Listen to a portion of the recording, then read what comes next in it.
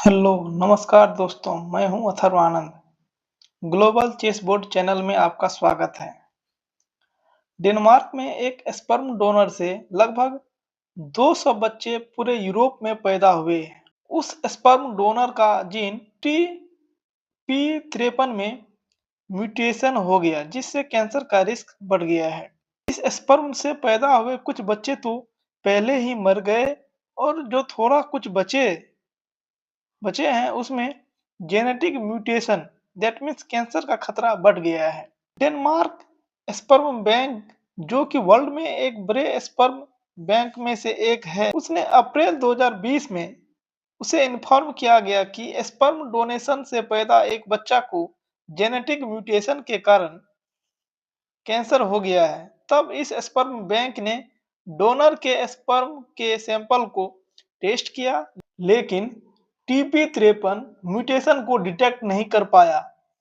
तब फिर से सेलिंग ऑफ स्पर्म को चालू कर दिया गया। 3 साल बाद फिर से स्पर्म बैंक को इन्फॉर्म किया गया कि दूसरा बच्चा जो कि स्पर्म डोनेशन से पैदा हुआ है, उसके TP53 जीन में म्यूटेशन के कारण कैंसर हो गया है। तब फिर से कई स्पर्म सैंपल को टेस्ट किया गया, तब पता चला कि डोनर के स्पर्म में भी जीन TP53 पाया गया था। तब उसके स्पर्म को 2023 में यूज करने से रोक दिया गया। तो TP53 क्या है? TP53 जो है, यह एक जीन है जो कि P53 नामक एक प्रोटीन बनाता है। P53 ह्यूमन बॉडी में कैंसर को प्रिवेंट करने का काम करता है। साइंटिस्ट ने कहा है कि P53 प्रोटीन को यह एक जीनोम का गार्जियन है, साथ ही प्रोटीन को सप्रेस करने वाला जीन है। प्रोटीन P53 यदि सेल डैमेज हो गया है और DNA में म्यूटेशन हुआ है, तो P53 तुरंत रिस्पॉन्ड करता है और सेल डिवीजन को रोक देता है। साथ ही यह DNA को भी रिपेयर कर देता है।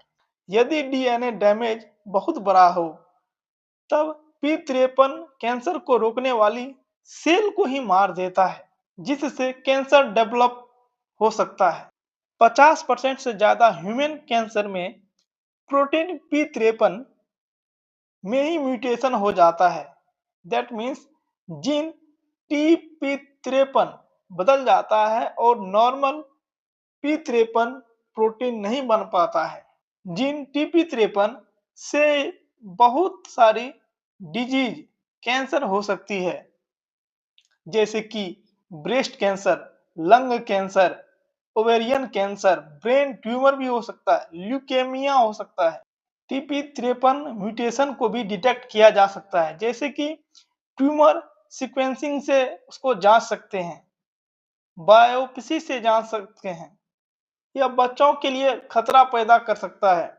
उस आदमी के TP53 जीन में म्यूटेशन पाया गया और यह इफेक्टेड जीन का 20% उसके स्पर्म में भी पाया गया। इसका मतलब ये है कि उसके स्पर्म से पैदा हुए बच्चे में भी यह म्यूटेटेड जीन पाया जाएगा। यह एक प्रकार का लाइप्रोमेनी सिंड्रोम है। इस सिंड्रोम वाले लोगों में 60 साल आते आते 90% से अधिक रिस्क हो जाता है कैंसर होने का। यूरोप में 67 बच्चों के ग्रुप में से 23 बच्चों को TP53 जीन में म्यूटेशन पाया गया और 10 बच्चे में कैंसर पाया गया है। लाइप्रोमेनी सिंड्रोम क्या है? जीन TP53 में म्यूटेशन के कारण लाइप्रोमेनी सिंड्रोम पैदा हो जाता है। यह जीन P53 नामक प्रोटीन बनाता है और बॉडी को कैंसर से बचाता है।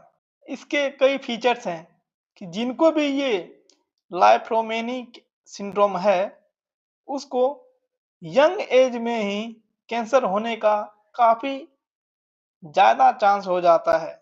पूरे लाइफ में उसको मल्टीपल कैंसर होने का खतरा बना रहता है। इस सिंड्रोम से संबंधित कई कैंसर हैं, जैसे कि bone cancer, breast cancer, brain tumour, leukaemia.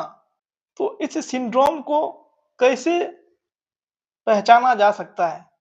इसके लिए हमें एनुअली पूरे बॉडी का एमआरआई करवाना पड़ेगा, पूरे ब्रेन का एमआरआई करवाना पड़ेगा, ब्रेस्ट का स्क्रीनिंग कराना पड़ेगा 20 साल या उससे पहले ही।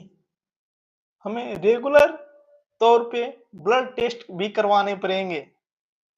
इसके ट्रीटमेंट की बात करें तो इनका जेनेटिक कंडीशन के लिए अभी तक कोई क्योर नहीं हुआ है, लेकिन नॉर्मली इसको ट्रीट किया जा सकता है, जैसे कि कीमोथेरेपी से किया जा सकता है, सर्जरी करवाया जा सकता है, इम्यूनोथेरेपी किया जा सकता है। अभी जो हाल फिलहाल में ये केस सामने आया है, यह एक तरह का इंस्टीट्यूशनल फेल्योर है, क्योंकि उस आदमी के स्पर्म को लगभग 14 कंट्री में यूज किया गया। डेनमार्क की जो यूरोपियन स्पर्म बैंक जो है, उन्होंने अपना सिंपैथी जाहिर किया है परिवार के प्रति, जो कि इससे प्रभावित हुए हैं। इससे रिलेटेड कोई रूल रेगुलेशन नहीं है। एक आदमी कितने बच्चों का बाप बन सकता है? यूके में एक आदमी का स्पर्म कई परिवारों में यूज किया गया। कहने का अर्थ ये है कि अभी तक कोई लिमिटेशन नहीं है कि एक डोनर कितना स्पर्म डोनेट कर सकता है। कई यूरोपियन कंट्री अपना रेगुलेशन बनाकर लिमिट कर रहे हैं, पर इंटरनेशनल लेवल पे कोई रूल रेगुलेशन नहीं है। 2022 के अंत तक यूरोपियन स्पर्म बैंक ने ये तय किया है कि एक डोनर मैक्सिमम 75 फैमिली को स्पर्म डोनेट कर सकता है। यूरोपियन स्पर्म बैंक 2 दशकों में लगभग 70,000 बच्चे को जन्म देने में उसकी भागीदारी है। तो फिलहाल के लिए इतना ही। इस चैनल को लाइक करें, सब्सक्राइब करें और शेयर करें।